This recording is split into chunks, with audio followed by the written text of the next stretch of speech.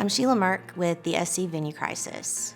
A lot of you may have seen things about it on your social media feeds and wondered what you can do to help. Over the next few minutes, I'm going to tell you how you can get involved.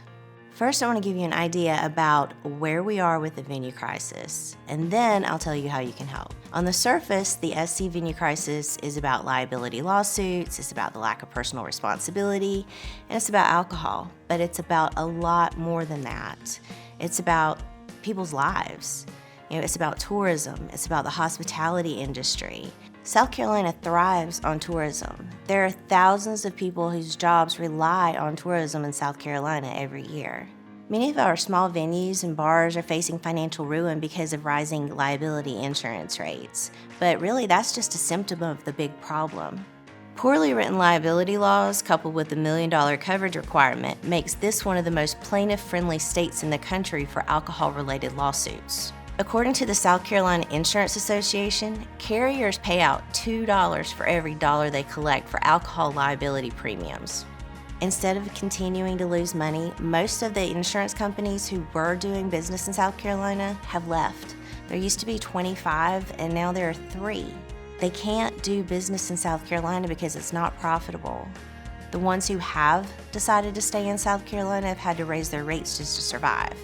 Now, the higher rates vary depending on the business, but on average, music venues, bars, restaurants, even festivals, and the companies that support them have seen their liability rates increase as much as 10 times the amount they were paying 5 years ago. We need a legislative fix to this problem. Several bills have been introduced that could be a solution. The South Carolina Justice Act ensures that businesses are only required to pay damages equivalent to their share of the default in a civil suit. There's also the South Carolina Save Our Venues Act.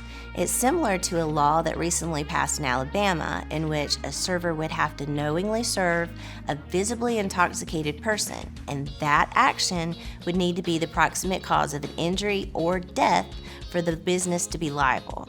We need one, if not both of those acts to be signed into law. We need to bring insurance carriers back to South Carolina with liability rates that small business owners can afford. Here's the part you've been waiting for, what you can do to help. You can educate yourself about liability laws in the state of South Carolina. You can contact your district representative and ask them to support the South Carolina Venues Act and the South Carolina Justice Act.